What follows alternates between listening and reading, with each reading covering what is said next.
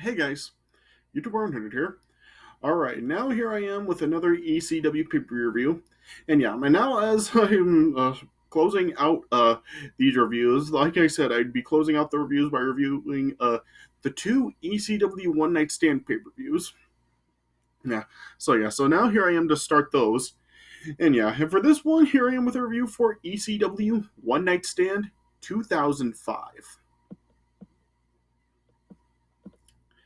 So, yeah, what can I really say about this show? Yeah, this show really was just this was really just like such like a this really was like a great ECW reunion event. Yeah, this really was just like a such a very nostalgic, fun, and really awesome show. Really, just this really was like a really damn great show. Yeah, this a lot of people really do consider this to be the best pay per view of 2005, and really like one of the best pay per views of in like a really long time between like the several years in between this event. Yeah, in like a lot of the pay per views in that time, this really was considered by some to really be the best pay per view. And yeah, and it was definitely up there. This really was just a very entertaining and very nostalgic pay per view. Yeah, and yeah, and it really did feel kind of a very nostalgic for me in a sense because after going through and watching all the original ECW pay per views, just seeing a show just years later being brought back, and just it really did have the same ECW feel to it, despite the fact this was a show produced by WWE. This really did feel like an authentic ECW show. So yeah, so the WWE really did do a very phenomenal job at really producing this show because yeah, this really was just a very entertaining and awesome show. Yeah, yeah. So I guess how this a pay per view really did come about because was that the rise and fall of ECW DVD was released the previous year, yeah, and with it doing a very well in sales and it really was a big success. Vince McMahon I guess then decided to actually then have a ECW reunion show. And so yeah, so then he decided to have this show, One Night Stand 2005, and yeah, and this show really did deliver. Yeah, this like I said, this really was just a very nostalgic show, and yeah, and it really was a very fun and entertaining event. Yeah, I mean, this show really did just it really was just a very great show. You really did have a lot of the like I said, it really did have the real ECW authentic feel to it. You really did have a lot of ECW style matches here. You had a lot of the ECW stars to come for this show. Oh yeah, and you really did have some really good matches on the show too. But yeah, the funny thing about the show is that with everything that the show does have, the show really isn't really really focused on the matches. The show really does have a lot of other things about it that really do kind of just make the matches on the show a mere afterthought because the show really did have a lot more than just matches. You did have a lot of video packages throughout the show, chronicling a lot of the famous moments in ECW's history, and yeah, and of course you did have a couple of really awesome promos on the show. Oh yeah, and yeah, and of course it did have the only real main story arc that not the show really did have, which yeah, I'm sure a lot of you do know what that story arc is, but yeah, I'll get to that later when I actually do reach it in this review. Yeah, but yeah, so there was really a lot more to the show than really just the matches on it. So yeah, with everything that the show really did have, it really did feel like a very nice and fun and entertaining show.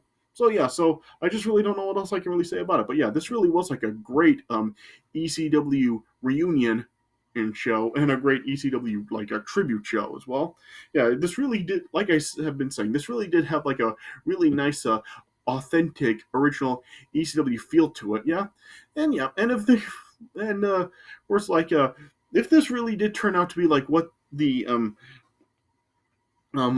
name suggests, did that this really was just a one night like a reunion for ECW, then yeah, this really did this really would have been like a really perfect. Yeah, of course, like that didn't end up being the case with what happened the year after that. But yeah, this, like I said, this really was just like a very fun, entertaining, and really just a great ECW reunion. Yeah, and this really was like an ECW reunion show, really done right. Like yeah, like I said like 10 years ago, TNA like tried to cash in on this in 2010 with that awful hardcore justice event, and yeah, and that was like an absolute fail, and that absolutely sucked. Yeah, so TNA really just like absolutely failed at that, but WWE really did succeed with it with this show, because yeah, this show was really just an ECW reunion actually done right. So yeah, so I just really don't know what else I can say about this show, but yeah, this really was just like such a great, fun, entertaining, and very phenomenal ECW reunion event.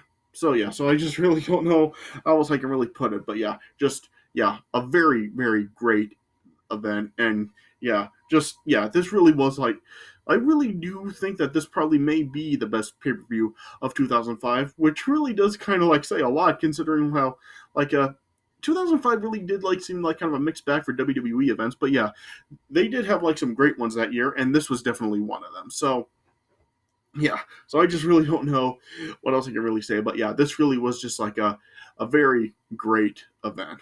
Yeah. So yeah, very fun and really emotional for a lot of ECW fans. Yeah, because yeah, I'm sure like for a lot of like diehard original ECW fans, they really just did feel like a lot of nostalgia watching the show. So yeah, so I just really don't know how else I can really put it.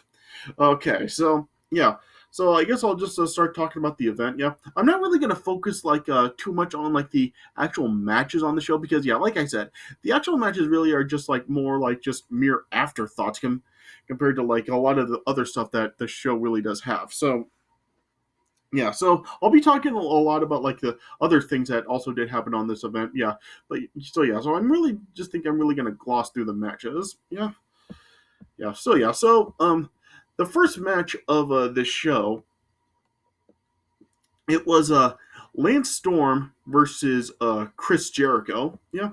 And for this show, like Chris Jericho actually did like have his old school Lionheart gimmick. So yeah, so that was cool to like see Chris Jericho use like his old Lionheart gimmick like, in this match. Yeah, yeah, but yeah, one of my minor little gripes I do have with this event, though. Yeah, it is like something like very minor, and I'm sure a lot of people can really look past it. But it really is just kind of like a little bit of a gripe for me. Is that this show, like on the show there were like a lot of several guys that were like actually were with the WWE at the time the show took place. Yeah, and why did some of them like use their WWE entrance musics for their entrances in the show? Because yeah, like Chris Jericho for this show, like Chris Jericho still had his break the walls music, and yeah, and the show also did have like other guys like that were with WWE at the time. Like there was like Little Guido was on the show, and you had like Rey Mysterio, Chris Benoit, Eddie Guerrero, and yeah, and some other guys that were on the show as well. And yeah, and those guys used their WWE entrance music for their entrances on the show. Like, why are you using the WWE for music? Like, if this really is like supposed to be like a ECW, why aren't they like coming out to like their old ECW music? So yeah, so I really don't understand. Like, didn't really understand why they did that when these guys were all in ECW before. So yeah, I really didn't understand that. Yeah, but anyway, yeah, Lance Storm versus Chris Jericho. This really was like a pretty good to great match right here. Like a lot of the matches on the show were all like relatively short, but yeah, they were still like a lot of like a really good matches on the show. So yeah, so that's something that this show really did succeed at, where the Hardcore Justice event really failed at. Because yeah, like I said, like 10 years ago, that Hardcore Justice event, like there really were not any good matches on that show at all. But yeah, here there were like a lot of really good matches on the show, and this was one of them. Like, yeah, this really was like a really entertaining, fast-paced match between the two. Like, yeah, they did go back and forth during this match. Like they were countering each other's finisher a lot. Like there was this one point where Lance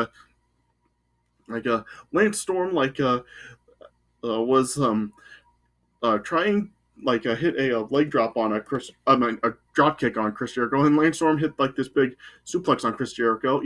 Then at one point, as Lance Storm tried to do like a back body drop or something, like a Chris Jericho then like delivered a drop kick to Lance Storm's back. And it really was just a nice pace back and forth match between the two. These guys really did like work very well together. Then at one point, Lance Storm hit like this big one of his big super kicks on Chris Jericho. Then at one point, then Chris Jericho catapulted Lance Storm into the turnbuckle. Then at one point, Lance Storm then had a half Boston crab on Chris Jericho, but Chris Jericho was able to counter it. Then as one point, as Chris Jericho then tried to go for the lion salt on Lance Storm. Lance Storm then tried to avoid it by getting his knees up, but Chris Jericho caught him, and then Chris Jericho then got Lance Storm in the walls of Jericho. Or I guess since Chris Jericho was using his Lionheart gimmick for this match, I guess it would technically be called the Lion Tamer here. But you did have, for Dawn Marie, who was at ringside with Lance Storm, as Chris Jericho had Lance Storm in the Lion Tamer, Dawn Marie got on the apron and distracted the referee, and Lance Storm did tap out, but of course, the referee did not see it. Being distracted with Dawn Marie. Then you had Jason and Just Incredible, who are of course the Impact players. They came out and tried to go after Chris Jericho, but Chris Jericho took them out. Then as Chris Jericho then tried to roll up Lance Storm, then Lance Storm pushed Chris Jericho off, and Chris Jericho then went right into the ropes, and then Just Incredible then nailed Chris Jericho in the head with a kendo stick, and then that allowed Lance Storm to then pin Chris Jericho and get the win. So Lance Storm defeated Chris Jericho. So like I said, that was a really good to great match right here. A nice way to start the show. It was a relatively short match. Like I said, it was only about 7 minutes, but in that 7 minutes, it was a very entertaining match. And plus, it was nice to just kind of see the Impact players reunite right here. So it was nice to really see a lot of the old ECW stars kind of reunite with each other throughout the show. So that was a really good to great match right there, and a nice way to open up the show. So I would give that 3 3/4. Then after this, then there was a video package, just highlighting some of the wrestlers from ECW who that have had since passed away, including Chris Chetty, who had just recently passed away before the show. Or rather, Chris Candido, I'm sorry. Chris Candido had recently passed away. And even it was originally supposed to be Chris Candido to face Lance Storm rather than Chris Jericho, but then Chris Candido's passing ended up changing it. And it was a nice sort of a tribute show. Well, it was a nice video package to just kind of honor the guys who had worked for ECW before who had since passed away. So it was a nice sort of a video package. And like I said, throughout the show, there were various video packages chronicling and highlighting some of the famous moments from ECW. They had video packages like this all throughout the night. And then next up, the next match in the show was a three-way dance. It was Tajiri versus Little Guido versus Super Crazy. And for this match, you had a lot of people at ringside. You had the Unholy Alliance reunited. So it was Tajiri, Mikey Whipwreck, and the Sinister Minister were in Tajiri's corner, and the entire FBI were in Little Guido's corner. So you had Big Guido, Tracy Smothers, JT Smith, and Tony Mamaluke. So it was nice. It was cool to see like the entire FBI in Nunzio's corner this time. Yeah. Yeah, and overall, this was a good match right here. Yeah, this wasn't as great as like the matches that these guys did have back in the original ECW.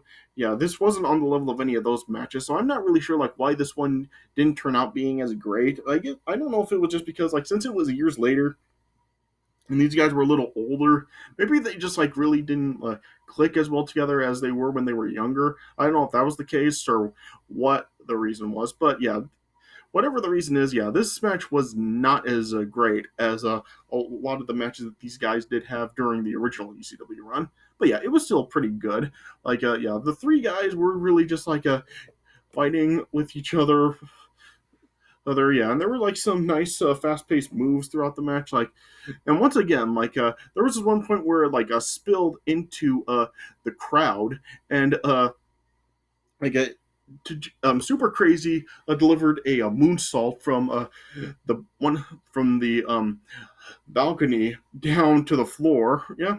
And yeah, then there was another cool spot where like Big Guido like had Tajiri up for a power bomb, and Little Guido was like going up to the turnbuckle, and then Tajiri then like sprayed the green mist into Little Guido's face. Yeah, yeah. Then the Sinister Minister then like attacked Big Guido. Then like Mikey Whipwreck then got involved and like delivered the whippersnapper to Little Guido, and Tajiri was able to pin him. So yeah, so Little Guido got eliminated. Yeah. Then it was down to Tajiri and Super Crazy. Yeah, and the guys did go back and forth. Super Crazy did deliver like a few moonsaults to Tajiri. Yeah, but then at one point Mikey Whipwreck then pushed Super Crazy off the turnbuckle. Yeah, then Super Crazy then delivered a power bomb to Tajiri and another moonsault, and Super Crazy was able to pin Tajiri, and Super Crazy got the win. So yeah, so like I said, this wasn't as great as like a lot of the matches that these guys did have in the original ECW, but yeah, it was still overall a pretty good match, and you had some cool moments such as like the moonsault from the balcony and the stuff with the miss spot with Little Guido. So yeah, so there were at least some nice moments in the match like that. So yeah, so I guess I would probably give that match like I guess I would give it like a 3.25. Yeah. Yeah. And then then the next match, then you had Psychosis versus Rey Mysterio. Yeah.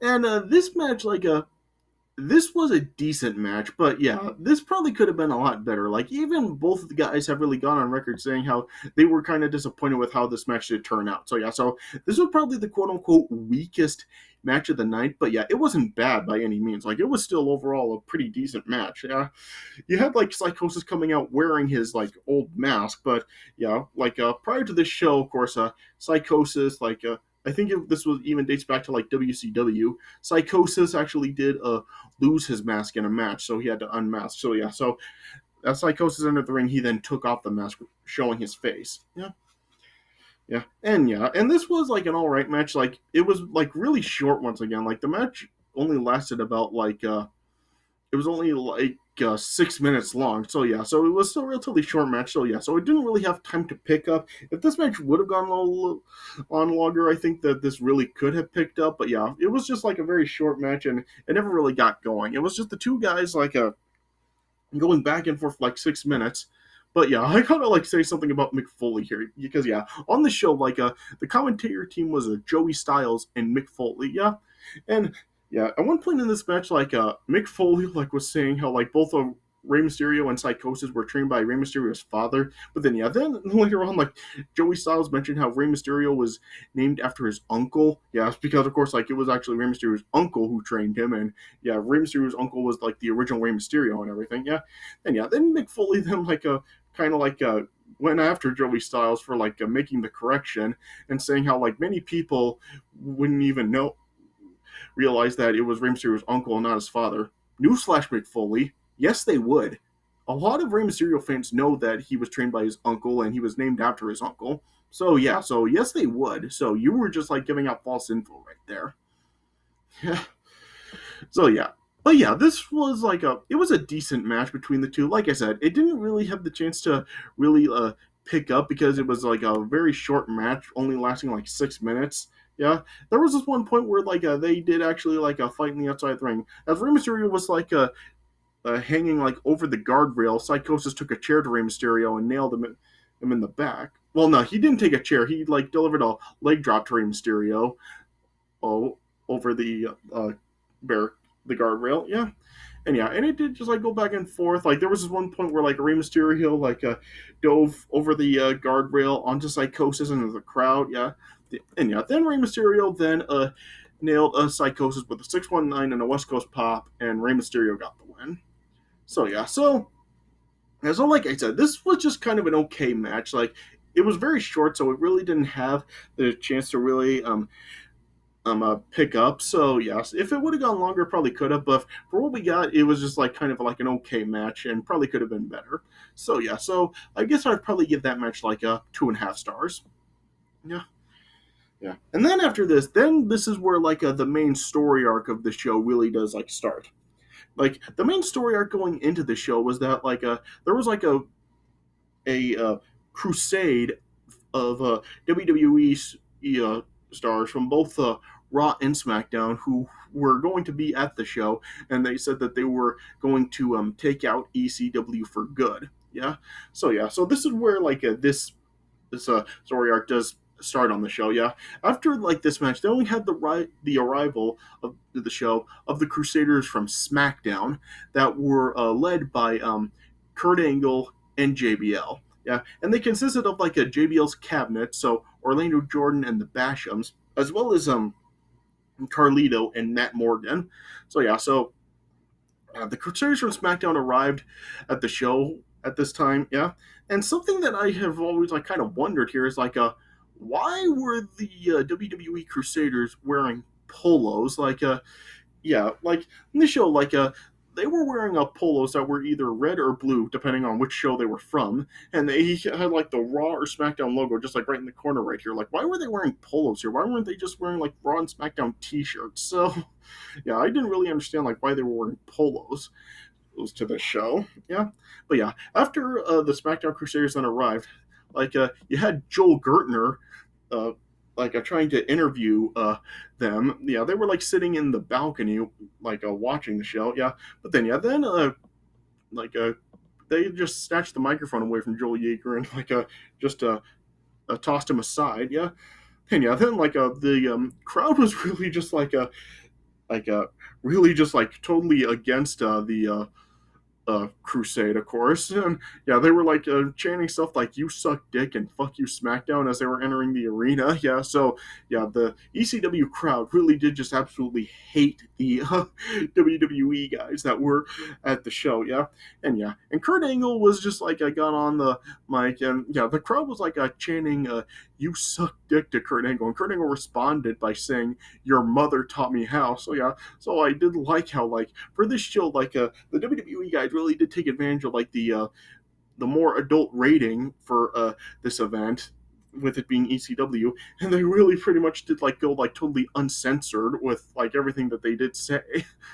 Yeah, and Kurt Angle was really just like insulting ECW and the fans. Yeah, and then yeah, then like JBL then like started to talk and was like just kind of like insulting ECW as well. Yeah, but then yeah, then eventually then you had the appearance of Rob Van Dam and Bill Alfonso. Yeah, and yeah, RVD then like interrupted the promo. Yeah, this was at the time when RVD like was injured with like a torn meniscus and a torn ACL. So yeah, RVD couldn't actually compete on the show, which sucked. Yeah, but it was nice that they at least did like allow him to appear on the show by giving this promo. Yeah, and RVD was just like saying how like it really has nothing to do with anybody from WWE and how the WWE really didn't deserve any credit for the show. Oh, and yeah, and was really just like just saying how like this was like unscripted and it was a shoot, and like he then like was just saying how like missing one night stand was worse than him missing WrestleMania that year. Yeah, so yeah, so RVD was really just like going off like talking about like just stuff really just like sort of just like praising the crowd and just praising ECW and everything, just saying like how great the stuff was. And and what it really was about and everything. Yeah, but yeah, as RVD was talking, eventually then Rhyno then came out and delivered a gore to RVD. Yeah, and then as a Rhino then was going to continue the assault on RVD. Then the lights then went out, and then when they came back on, it showed Sabu then was then in the ring. Yeah, and then this became a match with Rhyno versus Sabu. Yeah, and this was actually a decent match right here. Once again, it was a very short match. This match was only like 6.5 minutes. Yeah, but yeah, it was decent for the time that it lasted. Yeah, it just go back and forth. You had Sabu kind of using his traditional tactics throughout the match. Yeah, so it was cool to really see Sabu here because yeah, like I was saying before, Sabu's last appearance was it was in 2000. So yeah, so Sabu was gone for a good chunk and wasn't seen wrestling. Yeah, so it was nice to see him appear at the show. Yeah, and this did just go back and forth. Sabu was using a chair at a couple of points when it's on Rhyno. Then Sabu then just used kind of some of his old tactics to Rhyno. Then eventually then Rhyno ended up goring the referee, then delivered a pile driver to Sabu. Then RVD then got in the ring and then threw a chair to Rhino's head. Then delivered a Van Daminator to Rhyno with the chair. Then RVD then placed Rhyno over a table, and Sabu delivered the Arabian Skull Crusher to Rhyno with a chair through a table, and so then Sabu got the win. This stuff happening to Rhyno, it just in a way it does kind of come off as karma for Rhyno for the stuff that he really did do in ECW towards the end, which I have talked about in the last few reviews that I've done, such as what he did to Sandman's wife and stealing the ECW title from Sandman, and some of the other stuff that he did do towards the end of ECW. So this kind of come off as karma in a way. So so this was a decent match between Sabu and Rhyno, and like I said, it was nice to really see RVD make the appearance on the show, despite the fact that he was injured and couldn't wrestle, which does suck that he was unable to. But at least they did give him this promo so he could appear on the show. So that match, I guess I would give that match probably 2 3/4. And then after this, then we had the arrival of the Raw Crusaders to the show, which were led by Eric Bischoff. And on and for the Crusaders from Raw, you had Edge, Coach, Christian, Tyson Topko, Snitsky, William Regal, La Resistance, Maven. So a lot of heels that were on Raw at the time. This is when they arrived at the show. Then after the Raw Crusaders then arrived at the show, then the next match was Chris Benoit versus Eddie Guerrero. And this was a pretty good match. Not a great match. These guys have definitely had better matches than this. And this was once again a relatively short match. It was only 10 minutes long, but I mean, I get why it was so short because they were there was some time constraints because of the other stuff that they had for the show with all the video packages and the promos and the stuff with the WWE Crusade and stuff like that. So I do get why this match was relatively short. But this was a pretty good match between the two, just not a great match like they've had before. The crowd really was kind of mixed on this match. There was some "Let's go Eddie" chants, and there were some "Let's go Benoit" chants during the match. So the crowd was very mixed on this match. And during this match, the crowd was having giving some anti-Lita chants. And this was obviously directed towards Edge. The crowd was chanting stuff Lita's got herpes and I fucked a Lita. So the crowd was actually pretty entertaining for the match. Just taking some shots at Edge. But this match, this was overall, like I said, it was a good match, not a great match. It was just the guys fighting back and forth. There were at different points in the match, they each hit a huge superplex to the other guy throughout the match. Yeah. Then at one point, like a Chris Benoit avoided the frog splash from Eddie Guerrero. Yeah. Then Chris Benoit delivered some like German suplexes to Eddie Guerrero. Eddie Guerrero was able to survive them. Yeah. Then Chris Benoit then at one point then delivered the suicidal headbutt to Eddie Guerrero. Yeah. And this match really did just like go back and forth. I think like at one point Eddie Guerrero's like nose ended up being cut, and I think like at one point as he was like down, like I think the blood may have went back into his eye. Yeah. So it would just like kind of go back and forth. There wasn't really like anything that memorable about the match, but yeah, it was still like a solid match. Yeah. Then eventually, then Chris Benoit then got Eddie Guerrero in the crossface, and Eddie Guerrero tapped out. So Chris Benoit wound up getting the win. So like I said, this match was overall a pretty good match. It's not a great match like some of the other matches that these guys have had. So I guess I would probably give that match like a 3 and a quarter. Yeah. Then after this match, then Joel Gertner then went up to the balcony again and tried to interview Eric Bischoff. And Joel Gertner was just asking Eric Bischoff for a job, but yeah, Eric Bischoff just said no, and then poured his drink of beer her on Gertner. Then Eric Bischoff then got on the mic and was just insulting ECW and the fans, saying ECW sucks and how he didn't want to see any of them at any Raw events. So you just have so really the ringleaders of this anti ECW crusade from both Raw and SmackDown. Yeah, it was Eric Bischoff, JBL, and Kurt Angle. So they were really the three main guys that were leading this charge of an anti ECW crusade to really put ECW out of business for good, to really just take it out for good. Yeah.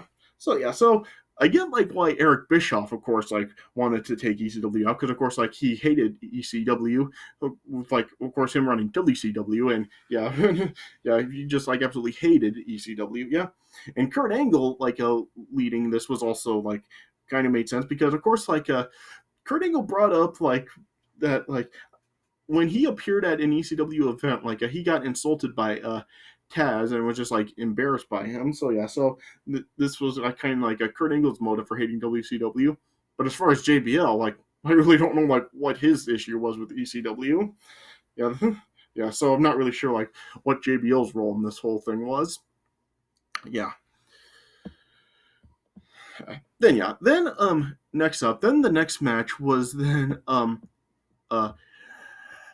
Mike Awesome versus Masato Tanaka.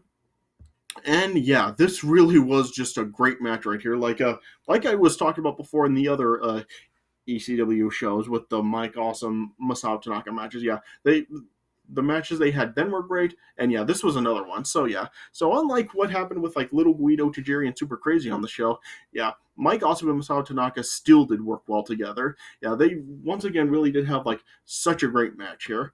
A really nice back and forth match, some high flying moves, yeah, some really awesome spots with the chair and them fighting on the outside of the ring. Yeah, Mike Awesome at one point delivered a awesome bomb to Masato Tanaka from the ring apron down to the floor through a table, which was pretty cool. Yeah, then Masato Tanaka survived a splash from Mike Awesome. Yeah, and then Mike Awesome delivered another awesome bomb to Masato Tanaka inside of the ring. Yeah. And once again, there was a point where Mike Awesome nailed Masato Tanaka right in the head with steel chairs, and yeah, Masato Tanaka still stayed on his feet. It took 3 chair shots in the head for Masato Tanaka to finally go down. Seriously, how much damage can Masato Tanaka take to his head? Seriously. Yeah. Yeah. Then eventually Masato Tanaka then delivered his neck buster to Mike Awesome inside of the ring. Yeah. Then Masato Tanaka then at one point delivered a tornado DDT to Mike Awesome on 2 chairs. Yeah. Yeah. Then once again Masato Tanaka did the spot where he had a chair on top of Mike Awesome, and then Masato Tanaka had a chair with him. Then Masato Tanaka dove off the top turnbuckle onto Masato Tanaka, clashing the chairs together into Mike Awesome's head. Yeah. And yeah, then it just really did go back and forth, and then there was this one cool spot where Mike Awesome, I think it was Mike Awesome, or it may have been Masato Tanaka. Yeah, Masato Tanaka, I think, then delivered like a tornado DDT to Mike Awesome through a table. Then there was another cool spot where like Mike Awesome delivered like a sort of like a backward awesome bomb from the top turnbuckle onto a broken table, which was kind of cool. It was, I guess you could call it a reverse awesome bomb. Then eventually, then Mike Awesome then delivered another awesome bomb to Masato Tanaka inside of the ring, over the top rope, down to the floor through a table. Then Mike Awesome then like dove over the ropes down onto Masato Tanaka, and then pinned him to get the win. So Mike Awesome ended up getting the win. And then afterwards, then Mike Awesome then awesome bombed the referee. Yeah. So yeah. So yeah, this really was just a great match right here, and this was, I would definitely say, this was the best match on the show. And I'm glad to see that like after like years of ECW like being out of business and these guys not facing each other, these guys showed that they still had the ability to work with each other, and they still put on a great match with each other. So this was definitely awesome to see. So I would give that match probably a 4 stars. Yeah. Then after this match, then we had Paul Heyman then coming out to the ring, and the crowd just like gave a great ovation for Paul Heyman. They were chanting "Thank you, Paul," and then they just all stood for an ovation. Then Paul Heyman was then just like thanking several people, such as the crowd and Todd Gordon and just like other people that were behind putting this whole thing together. Then Paul Heyman then like turned to the crusade and were like addressing a few of them. Like at one point, like Paul Heyman told Eric Bischoff that he was in their house. Then Paul Heyman then turned to Edge, and then he like said to the crowd, "Hide your wives, it's Edge." And then Paul Heyman then said that like he had 2 words for Edge, which like were Matt freaking Hardy, which was like a referencing like what Edge had done to Matt Hardy, like stealing Lita from him. Then Paul Heyman then like turned his attention to JBL and just like made a comment to JBL saying that the only reason he was WWE champion for a year was because Triple H didn't want to work Tuesdays. Then Paul Heyman was just saying how like this is not WCW, Raw, or SmackDown, it's ECW. So Paul Heyman just like really just delivering an ECW promo for the crowd, and it was a pretty great promo, and then kind of like some vicious shots that he took towards like the WWE crusade. So a nice promo from Paul Heyman.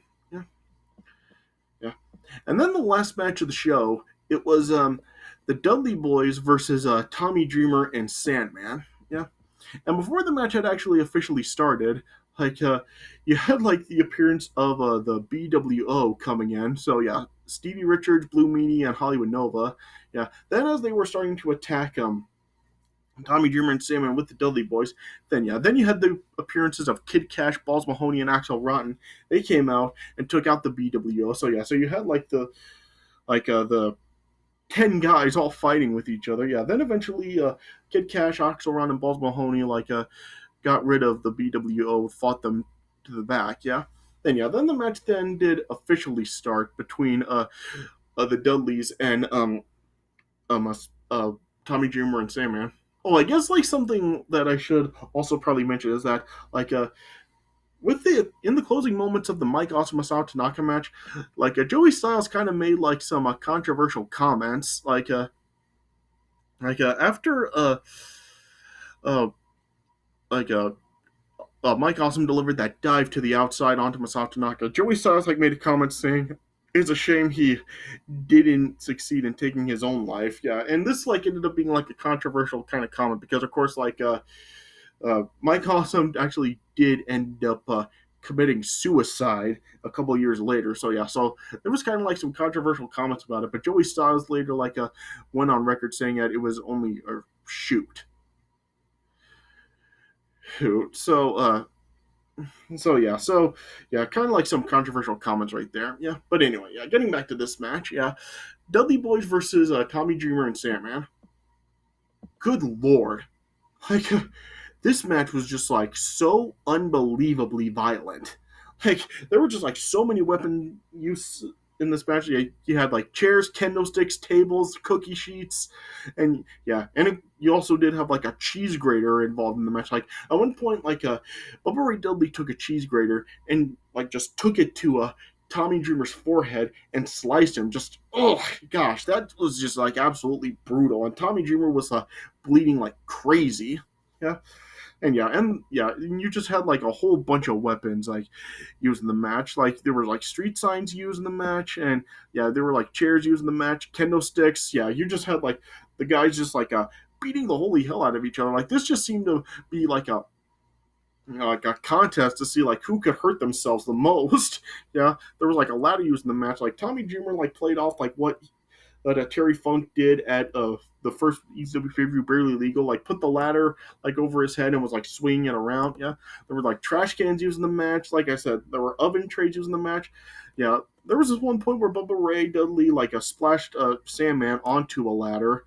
Yeah, at one point like Devon actually like accidentally hit Bubba with a kendo stick. Yeah, and yeah, then eventually the Impact players, Just Incredible and uh, Landstorm then came out, and then they attacked Tommy Dreamer and Sandman. At one point, Just Incredible delivered a "That's Incredible" to Sandman onto some barbed wire. Then eventually Francine then came out, and and as she like delivered a low blow to Tommy Dreamer, then you had the appearance of Beulah, the McGillicuddy. Yeah, she came out, and then we had a cat fight that broke out between Francine and Beulah.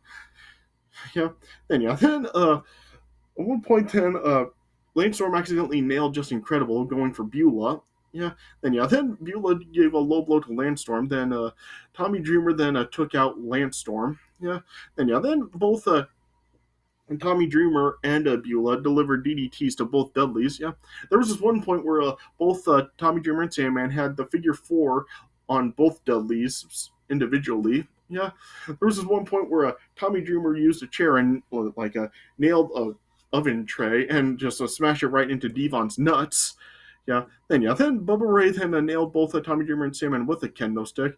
Then the Dudleys then power bombed Tommy Dreamer through a table. Then they delivered a 3D to Tommy Dreamer. Yeah, it was Sandman that they put through the table. Yeah, then they gave Tommy Dreamer 3D, Then Spike then came out. Then he supplied the Dudleys with some lighter fluid and a lighter. And then they set a table on fire and then powerbombed Tommy Dreamer through the flaming table and pinned him. So the Dudleys wound up by getting the win.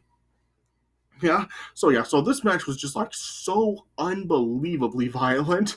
Yeah, and it just seemed to be like a. So I guess this was like the match that ECW with the style of match that ECW was really known for having. So I guess like this match really did serve its purpose for that. This was really just like a totally violent match. And I guess like the Dudleys really did like, this match really was like it was like a nice entertaining match, and it really wasn't much of like a proper match. It was really just like a variety show with like a whole bunch of violence. And but it was like a nice, fun, enjoyable match. Yeah, and if you really do like a lot of violence, then you'll get that with this match. So overall, that was a pretty enjoyable match. So I guess I would give that probably like a 3.25 as well. And then after the match, Tommy Dream Sandman then like nailed the Dudleys with a kendo stick. Taking them all out. Then as Tommy Sandman was like checking on Tommy Dreamer, Sandman asked for a beer. Then you had the appearance of Stone Cold. Stone Cold then came out, and then Stone Cold then like was gonna have a beer with Sandman, but then Stone Cold then called like all of the ECW stars out. So then all of the ECW guys then came out. It was like pretty much like everybody that I had that I've already mentioned. They all then like came out, and but then Stone Cold and the ECW guys then like called down the WWE Crusaders. So then yeah, then then we finally got the confrontation between the ECW stars and the WWE Crusade, yeah. So the WWE Crusade all came down from the balcony and got into the ring. Eric Bischoff joined Joey Styles and Mick Foley on commentary for this, yeah. And as two the two sides were facing off with each other inside of the ring, then you had Taz then coming out, and then Taz went face to face with Kurt Angle, yeah. Taz was Kurt Angle's a main target for this event, yeah. Yeah, then as Taz and Kurt Angle then went at it, then you had the brawl ensuing between both sides, and then Taz eventually choked Kurt Angle out with the Taz mission. Then you just had the ECW guys easily overpowering the Crusade and just clearing the ring from them. Then the WWE Crusade just decided they had enough, and then they fled. But then Stone Cold then was calling for Eric Bischoff, and then Mick Foley then brought Eric Bischoff down to the ring, and then the ECW guys then just took out Eric Bischoff. The Dudleys delivered a 3D, Chris Benoit delivered a headbutt, and Rey Mysterio delivered a 619. Then as a Stone Cold then was asking for Eric Bischoff's thoughts on the event, as Eric Bischoff was just down on the canvas. Eric Bischoff then just said, "Fuck ECW." Yeah. Then the Dudleys then got him back up, and then Stone Cold gave Eric Bischoff a stunner. So the event ended with Eric Bischoff getting his ass kicked, send the fans home happy, and then Eric Bischoff was then disposed of, thrown out of the building, and you just had the ECW guys all celebrating in the ring with Stone Cold.